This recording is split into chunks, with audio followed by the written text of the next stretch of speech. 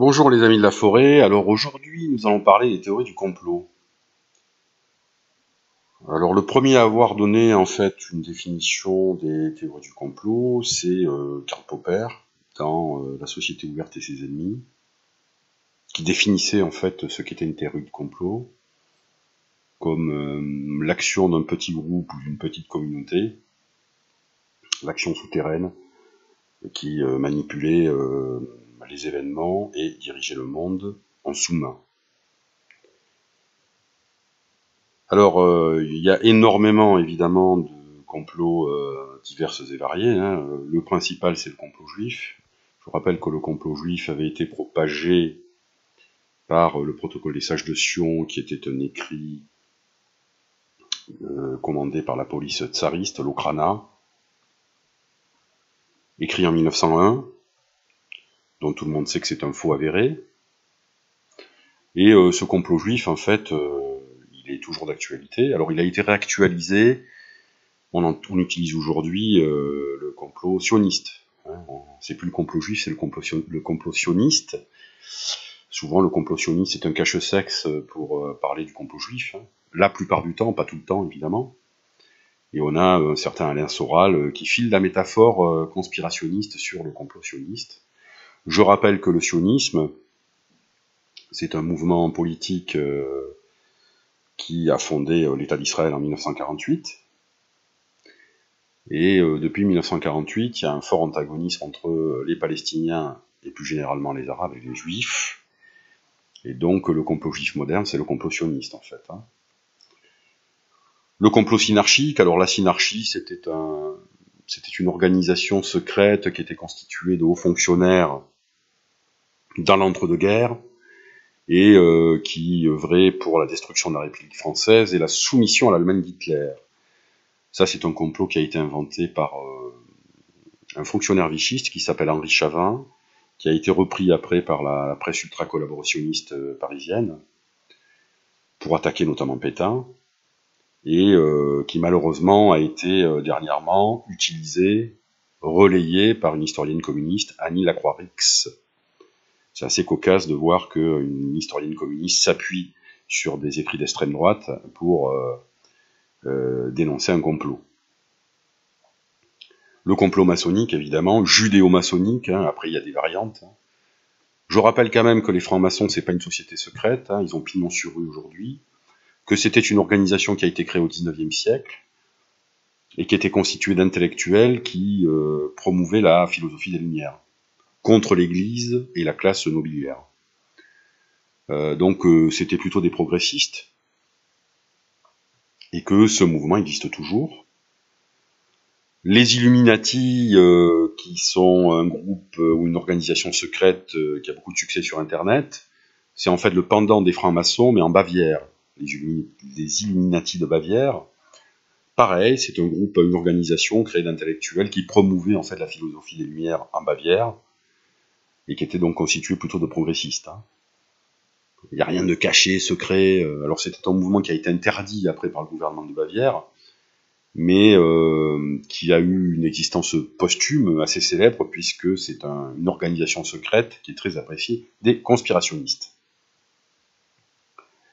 Alors en fait, on pourrait multiplier hein, les types de complots, hein, le complot capitaliste, notamment pour l'URSS de Staline, le complot communiste pour l'Amérique de la guerre froide, mais on peut multiplier en fait le type de complot selon le contexte géostratégique. Hein. Si vous allez au Pakistan, on va parler du complot indien. Et si vous allez en Inde, on va parler du complot pakistanais. Si vous allez par exemple au Liban, vous avez le Hezbollah qui est un mouvement chiite libanais qui va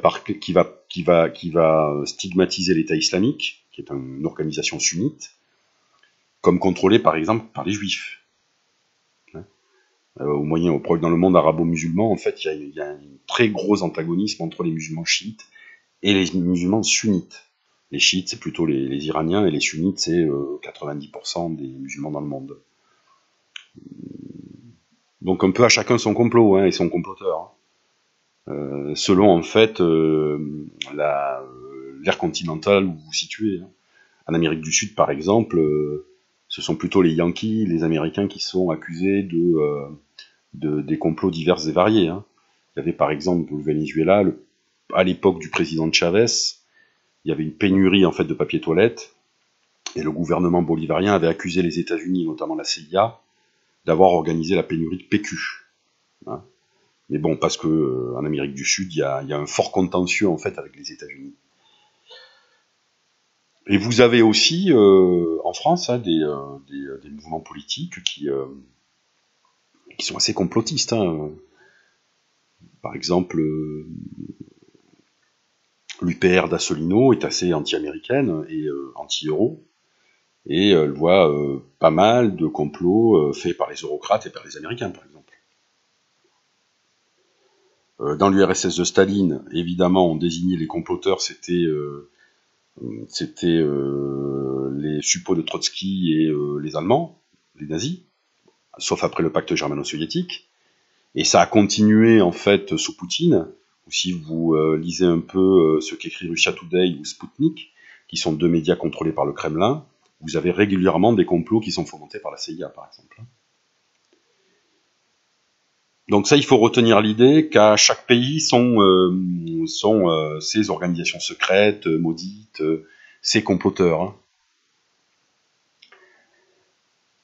D'ailleurs, Popper, dans son livre La société ouverte et ses ennemis, dit que les théories du complot sont souvent utilisées par les régimes autoritaires et totalitaires, qui promettent notamment globalement un paradis terrestre, et qui utilisent notamment les théories du complot pour expliquer l'échec de leur politique, ou pour justifier leur politique répressive. Et c'est vrai que quand on voit les régimes totalitaires du XXe siècle, c'était des régimes en fait qui instrumentalisaient évidemment les théories conspirationnistes. Pour Hitler, c'était les Juifs en fait qui étaient la cause de tous les maux. Pour Staline, c'était les capitalistes et les trotskistes. Je crois qu'il faut aussi lire le bouquin d'Orwell 1984 qui explique bien en fait de manière fictionnelle les ressorts en fait des régimes totalitaires et notamment la désignation de l'ami et de l'ennemi. Ça c'est un concept en fait qui a été inventé par Carl Schmitt, qui est un philosophe allemand qui était proche en fait des nazis. Pour Carl Schmitt, la fonction principale de la politique, c'est de désigner l'ami et l'ennemi. Et cette désignation de l'ennemi, elle a un double avantage. Elle permet déjà de trouver un bouc émissaire à tous les maux de la société. C'est-à-dire que le responsable ne fait pas partie de la communauté. C'est un élément étranger, exogène. Alors pour Hitler, les Juifs, pour Staline, les capitalistes, les koulaks, les trotskistes. Pour, je sais pas moi, pour le Venezuela, c'est les Américains et la CIA. Pour les pays arabes, c'est le Mossad et Israël, etc., etc., etc. Donc le ressort des théories conspirationnistes, c'est quand même de désigner un ennemi. Réel ou fantasmé, on s'en fout en fait. Le tout, c'est qu'il faut désigner un ennemi pour désigner un bouc émissaire, responsable de tous les maux, et pour contribuer à la cohésion en fait du groupe. La politique de Poutine en fait en Russie est basée presque exclusivement sur ça, sur cette technique, la désignation de l'ennemi. Le nazi ukrainien, le méchant américain, la CIA, le mondialisme, l'Union européenne. C'est pour ça que Poutine, par exemple, est très populaire dans son pays. Parce que tous les médias russes, en fait, filent la métaphore conspirationniste et désignent systématiquement un ennemi qui renforce la cohésion du groupe. Mais c'est pas seulement, évidemment, dans les régimes autoritaires et totalitaires. Hein. On a vu dernièrement, dans les campagnes présidentielles américaines et françaises, un recours aux théories du complot. Donald Trump est très friand de ce genre de théorie, mais François Fillon, dernièrement, stigmatisait le complot médiatico-politique qui œuvrait à sa chute, et il a même accusé le président François Hollande de piloter un cabinet noir qui, en sous-main, essayait de le détruire. Donc les théories conspirationnistes ne sont pas l'apanage que des régimes autoritaires et totalitaires. D'ailleurs, je remarque que sous Vichy, aussi, le régime avait évidemment désigné les ennemis, les francs-maçons, les juifs et les anglo-saxons. Alors, ces théories du complot, elles ont un intérêt, c'est qu'elles sont très simples, et c'est pour ça qu'elles vont toucher des populations peu scolarisées, peu éduquées, et les jeunes aussi. Alors ça, c'est entre autres pour une autre raison, c'est que les théories du complot ont envahi en fait Internet, et que les jeunes, évidemment, sont très friands de ce média. Donc le succès, on va le retrouver notamment, le succès des théories conspirationnistes sont très fortes dans les pays arabes, par exemple, parce qu'on a une population, malgré tout, qui est beaucoup moins scolarisée qu'en Europe. Aux États-Unis aussi, où les théories du complot font véritablement partie de la culture populaire. Alors, deux raisons principales pour moi à ce succès des théories conspirationnistes aux États-Unis. Globalement, le faible niveau des Américains, de l'Américain moyen. Il faut savoir que l'école publique aux États-Unis, c'est un désastre, hein, et que pour faire des études supérieures à peu près valables, il faut de l'argent. Et secondo, Hollywood va énormément faire des séries et des films qui ont pour sujet le complot. Hein. Je ne vais pas citer toutes les séries en fait assez connues comme Prison Break, 24 heures chrono, qui filent la métaphore complotiste, mais il y en a beaucoup. Puis il y a aussi énormément de films, hein. Je pense par exemple à Ennemi d'État avec Will Smith, qui est d'ailleurs assez bon. Donc les théories conspirationnistes font vraiment partie de la culture populaire américaine. On le voit d'ailleurs, on peut commencer à l'épisode de Roswell après-guerre, hein, où l'armée américaine en fait avait capturé un vaisseau extraterrestre et avait tenu prisonnier un alien. D'ailleurs ça c'est une théorie qu'on va retrouver dans le film Independence Day. Hein, ça reprend en fait l'histoire de Roswell. Il y a tous les fantasmes évidemment sur la zone 51, sur l'assassinat de JFK, et surtout dernièrement sur les attentats du 11 septembre, hein, qui ont eu un écho considérable aux États-Unis, notamment par le biais d'un documentaire qui présentait les théories alternatives, Loose Change, d'un jeune américain qui s'appelait Dylan Avery, et qui a été le documentaire le plus téléchargé, le plus vu sur Internet. Et ça, on en revient en fait à la popularité des théories du complot sur Internet. Internet qui est un formidable propagateur en fait des théories conspirationnistes, comme le démontre le sociologue Gerald Bronner, qui a écrit un très bon livre en fait sur les théories du complot, La démocratie des crédules, que je vous conseille de lire. Donc toutes les théories, par exemple alternatives sur le 11 septembre, elles sont parties de l'extrême droite américaine, par exemple. Elles ont été relayées évidemment après par des Européens. Je pense à Thierry Messant, qui en 2002 écrit L'effroyable imposture, qui parle d'un complot en fait intérieur dans les attentats du 11 septembre. Et d'ailleurs, les livres de Thierry Messant auront beaucoup de succès dans le monde arabe. Toujours pareil, hein. Moi, je l'ai lu le livre de Thierry Messant, il a ni queue ni tête, mais il propose en fait des théories assez simples qui sont aisément compréhensibles et qui désignent un ennemi. Et quand l'ennemi c'est l'Amérique, ça plaît toujours à certains pays, hein, qui ont un fort contentieux envers les États-Unis d'Amérique.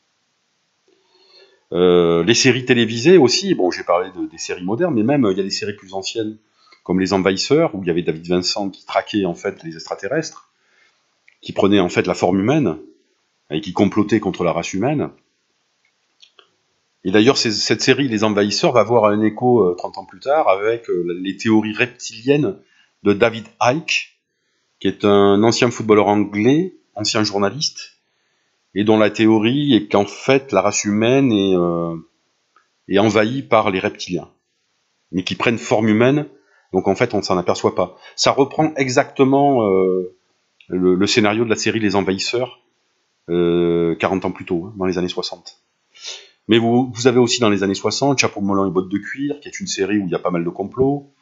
Les Mystères de l'Ouest avec James West, où il y a le Dr Loveless, qui est un grand méchant qui dirige une organisation secrète. Toujours pareil, on en revient à la définition de Popper.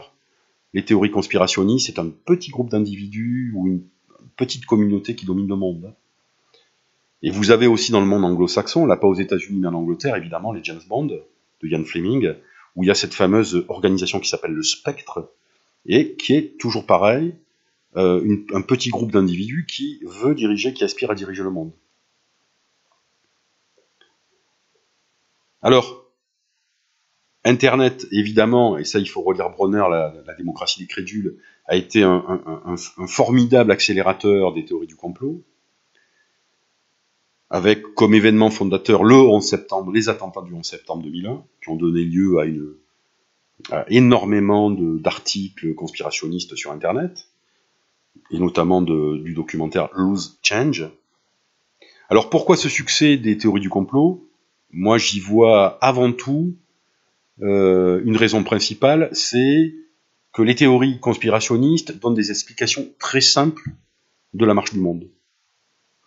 Hein, c'est-à-dire que si je reprends le 11 septembre, par exemple, c'est plus facile de regarder une vidéo qui, en 10 minutes, va vous dire que en fait, le 11 septembre, c'est la faute des Américains et du Mossad, plutôt que de se taper, en fait, des dizaines de bouquins sur la création des frères musulmans en 1928 par Hassan el-Banna, les conceptions terroristes de Saïd Qutb, hein, le développement du mouvement takfiriste en Égypte au début des années 70, lire sur la guerre soviéto-afghane, qui a été évidemment un événement fondateur de la création d'Al-Qaïda, etc., etc., etc. C'est des dizaines de livres à lire de manière très sérieuse, ça prend beaucoup de temps, ça demande des prérequis aussi scolaires, parce qu'évidemment ce sont des livres qui demandent parfois des connaissances en sciences humaines. Donc évidemment, les théories conspirationnistes vont réduire au maximum la complexité du monde pour désigner un ennemi. Carl Schmitt, la fonction du politique et des théories conspirationnistes, c'est de désigner l'ennemi. Donc c'est plus facile de dire c'est la faute du juif, du sioniste, du capitaliste, de Bilderberg, du Bohemians Club, des reptiliens, des Illuminati. C'est plus facile de désigner en fait un ennemi qui œuvre dans l'obscurité, que évidemment de s'attaquer à la réalité complexe du monde en se tapant des dizaines de bouquins. C'est pour ça d'ailleurs que les théories conspirationnistes font florès dans des couches de la population peu scolarisées, peu éduquées. Hein, ça a beaucoup aussi de succès chez les jeunes, mais parce qu'aussi les jeunes ont souvent une imagination fertile. J'ai remarqué aussi que les théories conspirationnistes avaient beaucoup de succès chez les artistes. Mathieu Kassovitz, Bigard, Marion Cotillard, aux États-Unis Charlie Sheen, David Lynch. Pourquoi? Parce qu'on est face quand même à des artistes, à des gens qui ont beaucoup d'imagination, qui ont la fantaisie fertile, et qu'évidemment, c'est plus romanesque et plus sexy de penser que les attentats du 11 septembre sont un complot intérieur américain, plutôt que de bosser sérieusement sur les mouvements islamistes depuis la création des frères musulmans en 1928. Alors on a des mouvements qui surfent sur ce conspirationnisme-là. Hein. Je pense au mouvement dans les Sora, l'égalité et réconciliation, qui a une vision purement conspirationniste en fait de la marche du monde. Alors pour Soral, ce sont les juifs et les sionistes qui dominent le monde. Vous allez avoir parfois dans des mouvements politiques comme l'UPR de François Asselineau, des complots, mais là des complots qui sont ourdis par les Américains et par les eurocrates, puisque Asselineau est très anti-européen et très anti-américain. Et puis, vous allez parfois aussi avoir des théories complotistes dans une certaine gauche, qui, elle, va stigmatiser les capitalistes, par exemple. Alors, dans cet imaginaire conspirationniste, évidemment, la figure du juif a un double avantage. C'est que, premièrement, le juif incarne le capitaliste, Rothschild, le banquier. Il faudrait dire quand même aux antisémites que la famille Rothschild est désormais bien loin des premières richesses mondiales. Je rappelle que les deux hommes les plus riches du monde, c'est un Mexicain qui s'appelle Carlos Slim, et c'est Bill Gates, qui ne sont pas juifs. Hein. Et que dans les 5 premières banques mondiales aujourd'hui, il y a 5 banques chinoises. Hein. Donc c'est un peu dépassé Rothschild. Mais malgré tout, dans l'imaginaire conspirationniste, la figure de Rothschild, elle est parlante. Hein. Donc d'un côté, c'est le capitaliste, et en même temps, le juif, c'est le révolutionnaire, le judéo-bolchevique. Hein, le révolutionnaire avec le couteau entre les dents. L'expression judéo-bolchevique qui a été utilisée par Hitler pour désigner l'ennemi ultime, hein, le juif et le bolchevique. Le bolchevique, c'est Lénine, c'est Trotsky. Hein. Donc le juif, il a vraiment cette dimension double qui fait le bonheur des conspirationnistes de tous les pays. Donc voilà, j'ai certainement oublié des choses parce que c'est un sujet infini, mais ne pensez pas que je suis un agent de la CIA, par contre. Je vous remercie, bonne journée.